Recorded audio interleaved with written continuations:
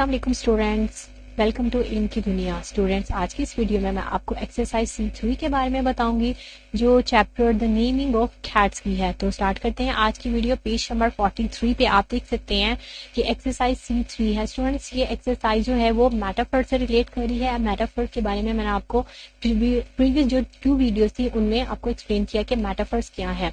तो यहाँ जो स्टेटमेंट है हमारे पास, below are some metaphors that we often use. Explain the meaning of each and use them in sentences of your own. Students, हमारे पास कुछ मेटाफर्स दिए गए हैं, इनको हमने इनका मीनिंग भी एक्सप्लेन करना है और उसके बाद इनको सेंटेंसेस में भी यूज करना है। तो फर्स्ट हमारे पास है गेटिंग इनटू अ रट। अब गेटिंग इनटू का रट का मतलब क्या होता है? गेटिंग इन टू अ रट, जब हम बात करते हैं कि कोई इंसान जो कि मुश्किल में फंस गया हो या ऐसा कोई लाइफस्टाइल हो जो कि उसको लाइक ना करता हो, या कोई ऐसा लाइफस्टाइल जिसमें वो स्टक हो गया हो, तो उसके लिए हम यूज करते हैं कि गेटिंग इनटू अ रट, यानी कोई ऐसा लाइफस्टाइल या कोई ऐसी मुश्किल जिसमें फंस जाना क्या होता है, हम यूज करेंगे उसके लिए मेटाफर गेटिंग इनटू अ रट। टू बी ट्रैप्ड हम इस तरह से कर सकते हैं, टू बी ट्रैप्ड और स्टक। तो इसका जो सेंटेंस होगा, यानी मेटाफोरिकल, हम उसका यूज इस सेंटेंस में मैं आपको करके बताऊंगी। क्या होगा कि we are getting into a rut, यानी कि हम जो है वो फंसे हुए हैं। जो हमारा जो लाइफस्टाइल है, मैं यहाँ जो सेंटेंस बना रही हूँ वो लाइफस्टाइल का है कि लाइफस्टाइल इस तरह का है जिसमें हम फंसे हुए हैं कि we are getting into a rut and we should come out of it as soon as possible। इनके हमारा जो लाइफस्टाइल है वो हमें पसंद नहीं है और हम उस तरह के लाइफस्टाइल में स्टक हुए हैं, तो जो उससे एज सुन एज पॉसिबल हमें जो है बाहर आना है। तो इसके बाद है putting the cart before the horse.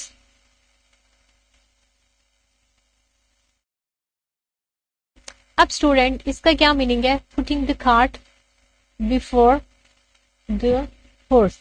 अब ये एक प्रोवर्ब भी है, ये हमने जो है हमारे पास एक चैप्टर है उसकी एक्सरसाइज है। तो putting the cart before the horse, अब इसका क्या मतलब है? इसका मतलब ये है कि लाइक वो काम, कोई भी काम हम करते हैं उसको रॉन्ग वे से करना, गलत तरीके से करना, चीजों को बेतरतीब करना, जो है वो क्या कहलाता है? Putting the cart before the horse, यानी कोई काम जो है उसको रॉन्ग वे से करना। तो मैं यहाँ इसका सेंटेंस बनाऊंगी, ही is putting the cart before the horse by buying the motorbike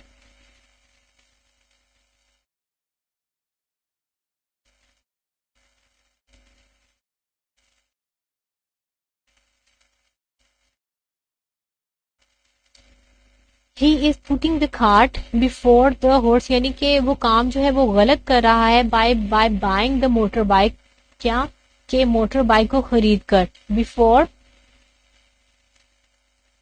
getting the salary, मतलब उसे अभी सैलरी मिली नहीं है और वो पहले ही जो है वो जो खरीदना चाह रहा है, क्या मोटर बाइक को खरीदना चाह रहा है, तो वो काम ये गलत कर रहा है। पहले उसको जो है वो सैलरी का वेट करना चाहिए, फिर उसको खरीदना चाहिए। तो ये है कि वो काम जो को सही तरीके से ना करना, गलत वे से करना कहलाता है putting the cart before the horse. तो यहाँ पे सेंटेंस है, he is putting the cart before the horse by buying the motor bike before getting the salary. Next हमारे पास है टू स्मेल अ रैट।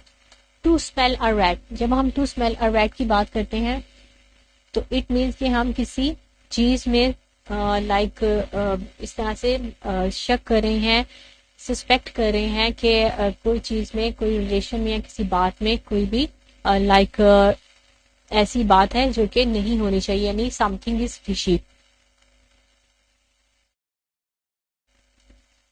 तो यहां हम इसका सेंटेंस क्या बनाएंगे?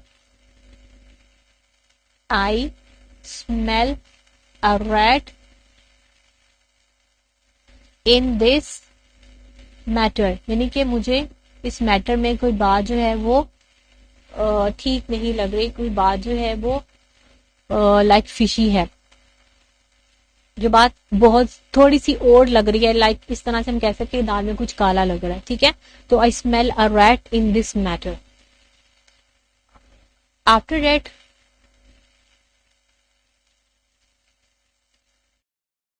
On it's last leg.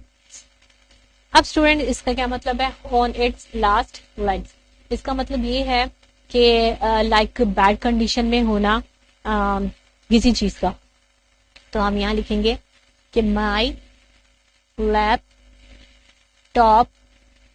Is on it's last leg, यानी मेरी लैपटॉप की जो कंडीशन है वो ठीक नहीं है। तो स्टूडेंट इस तरह से आपने मेटाफोरिकली यूज करना है सेंटेंसेस को। आफ्टर दैट लास्ट है हमारे पास to steer clear of something. To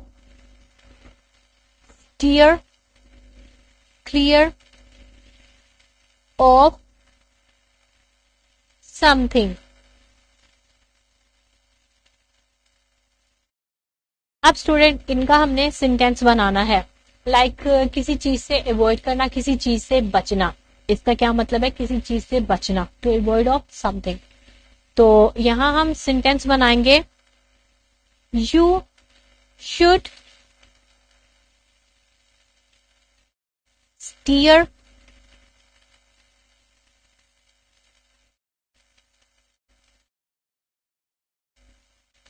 यहां हम लिखेंगे क्लियर ऑफ शुगर, यानी तुम्हें जो है शुगर से अवॉइड करना चाहिए। You should steer clear of sugar, तुम्हें चीनी से जो है इज्तनाब करना चाहिए, चीनी से बचना चाहिए, चीनी को अवॉइड करना चाहिए। तो स्टूडेंट्स हमारी एक्सरसाइज C3 थी। इस तरह से आपने सेंटेंसेस बनाने हैं और इनके मीनिंग्स भी आपको पता होना चाहिए, ताकि आप उसको इजी वे में डिस्क्राइब कर सके, इजी वे में उनके सेंटेंसेस जो है आप बना सके। तो स्टूडेंट्स अपना ख्याल रखिएगा। नेक्स्ट वीडियो में नेक्स्ट एक्सरसाइजेस एक्सप्लेन करूंगी। अल्लाह हाफिज स्टूडेंट्स।